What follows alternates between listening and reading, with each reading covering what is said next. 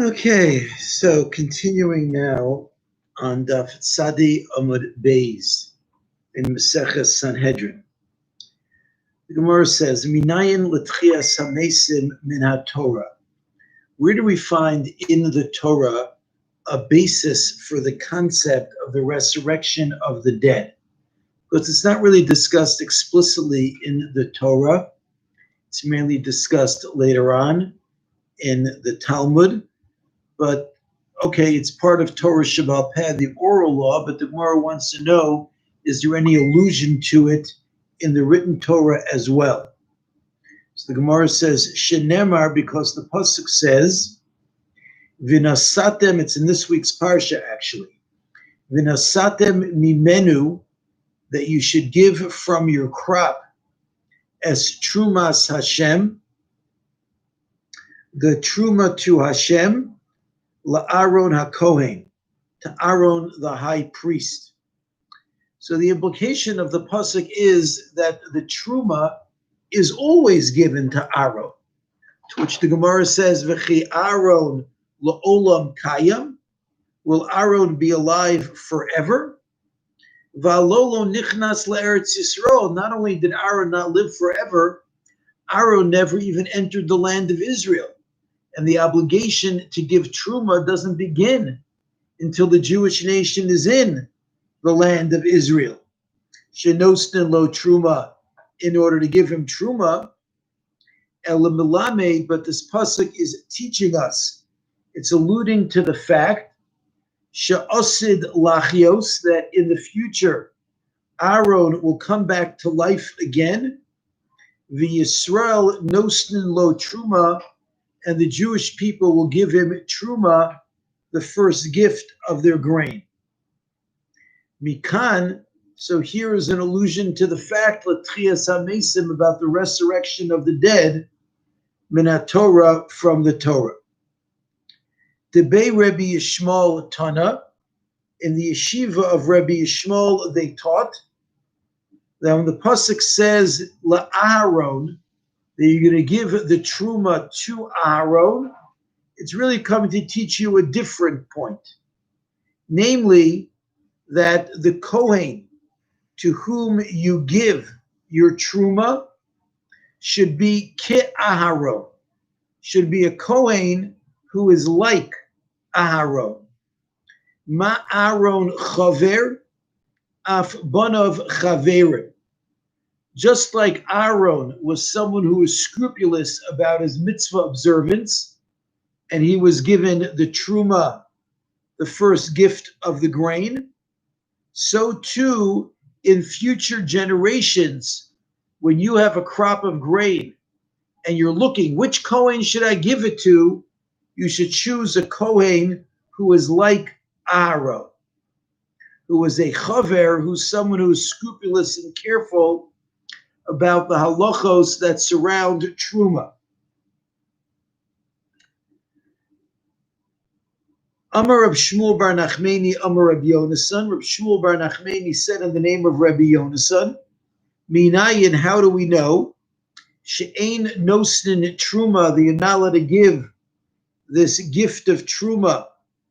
Let me tell you a little bit more about the Truma. We've discussed elsewhere that when you have your crop, there are different gifts that you're obligated to give. The first gift is Truma. Really, according to Torah law, Truma can be an absolute minimal amount. You could have the biggest pile of grain in the world, and chita achas poteres esakri. Even giving one grain to a Kohen will cover your obligation of Truma for a huge pile of grain. Our sages taught that the average person should give 1/50th of his crop to the Kohen. If you're a little bit on the more generous side, you should give 1/40th to the Kohen. And if you're a cheapskate, give 1/60th to the Kohen. So Shmuel bar Nachmani asked in the name of Rabbi Yonasan, how do you know that you should not give your Truma to a Kohen who's an Amma Aretz? to a Kohen who's an ignoramus. Now, the concern with giving Terumah to a Kohen who's an ignoramus is, without getting into too much detail right now, we'll speak about it a little bit more in my morning class in a few weeks. But there is a concept in halacha of tumah and tara, of ritual purity and impurity. Now, regular food you're allowed to eat, whether it is ritually pure or impure. Terumah must be kept tahar, it has to be kept ritually pure.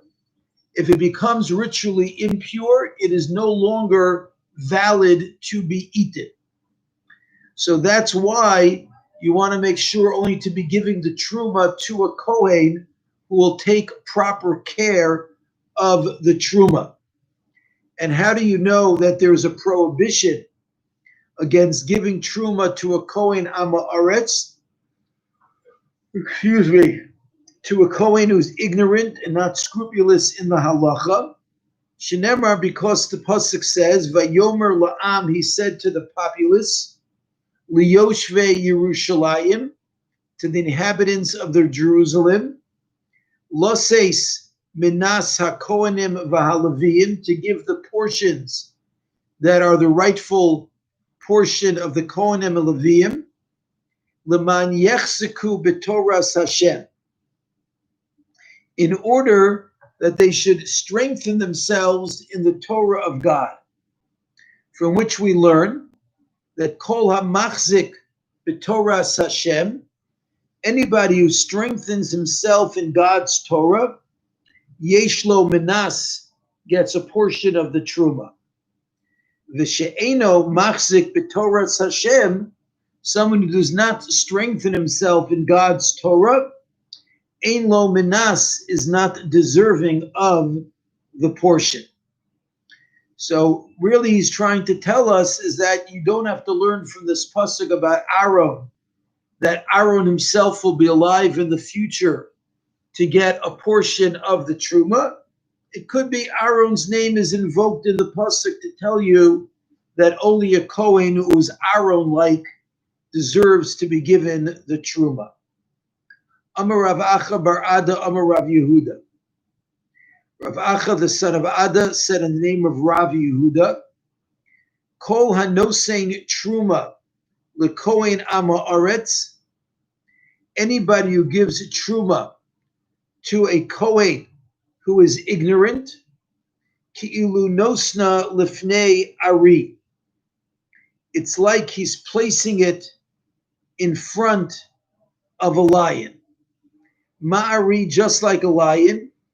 Safek dores v'ochel, we don't know if it's going to attack immediately and consume its prey right away. Safek eno dores v'ochel, or possibly it's not going to consume the entire thing right away, and it'll leave the leftovers to rot. Af Kohen Ama Aretz, also a Kohen who's ignorant. If you give him Terumah, Safek Ochla B'Tara, we don't know if the Kohen's going to eat it right away before it gets a chance to come into contact with something that will render it impure, that will render it Tameh. Safek Ochla B'Tumah, we don't know if we'll let it hang around until something happens and it becomes Tameh. Rabbi Yonasan Omer Af Gorim Lo Misa. Rabbi Yonasan says, Rabbi Yochanan says, that also if you give this to the Kohen who is not scrupulous, you could cause him to get divine death. Shenemar, because the pasuk says, Umesu bo ki yechalaluhu, that those who defile the Terumah by letting it become tameh, and then they consume it, they will get, as a punishment, divine death. So you're not doing him any favor. Rabbi Elazar ben Yaakov Tana, Rabbi Elazar ben Yaakov said over a brisa, Af masio avon ashma, you're also piling up on top of him a very serious offense. Shenemar, because the pasuk says, V'isiu osam avon ashma, that they will carry a serious offense, basically like a felony, ba'achlam es kadshehem, if they eat the sanctified food when it's in a state of tumah. Tanya, we learned also, Rabbi Simoi Omer, Minayin, what is a source, Techiyas Hameisim, for resurrection, Minat Torah, from the Torah? Shenemar, because the pasuk says, V'gama kimosi es brisi, Hashem tells Moshe that I have also upheld my covenant, itam, with the avos, the patriarchs, laseis lahem, to give to them as Eretz Canaan, to give to them the land of Canaan. Lachem lo nemar, Hashem doesn't say that I made a covenant with the patriarchs to give the land to you, ela lahem. Hashem is saying I made a covenant to give the land to them, to the patriarchs. So how are the patriarchs going to get the land? Because from here is an allusion, Techiyas Hameisim, for the concept of the resurrection of the dead, Minat Torah. Shalu minin es Rabban Gamliel. Some non-believers asked Rabban Gamliel, Minayin, how do we know Sha'akadosh Baruch Hu Mechaye Mesim, that God resurrects the dead? Amar lahem, Rabban Gamliel responded, Minat Torah, u'minat Neviim, u'minat Ksuvim. I can bring you a proof from each part of the written Torah. V'lo kiblu mimenu. But these non-believers did not want to accept Rabban Gamliel's proofs. Minat Torah, from the Torah, he said, D'chsiv vayomer Hashem el Moshe. Hashem said to Moshe, Hincha shochev imavosecha, you will lie down with your ancestors. It means you're going to die. Become, and you'll get up. Amrulo, they said back to him, maybe the word v'kam, you will get up, doesn't go back on you, but maybe it goes in the next words, v'kama amazev izdana, that this nation will get up and stray. So no proof from there. Minan Aviyim, from the prophets, the Chsiv, it says, Yichyu meisecha, your dead will come back to life. Nivelasi yakumun, the carcasses will stand up. V'rananu, and sing, shochne offer, those who are lying in the dirt. Kital oros talecha, because your dew is the dew of light. Ve'eretz refaim tapil, and the land of the giants you will overcome. So that sounds like a resurrection, and they rejected it again. Because Vidilma Mesim Shehechyu V'Yecheskel. Maybe that's a reference to the one-time resurrection of the dead that occurred in the time of Yecheskel. Minaksuvim, from the writings, D'chsiv, it says, V'chichech kiyein hatov, your palate is like good wine. Dovev sifsei yeshanim, and you make the lips of those who are sleeping. I'm sorry, I skipped a few words. Holech ledodi lemesharim, go to my beloved righteously. Dovev sifsei yeshenim, you make the lips of those who are sleeping move. So he's understanding that the sleeping are the dead, and making their lips move means that they will be resurrected.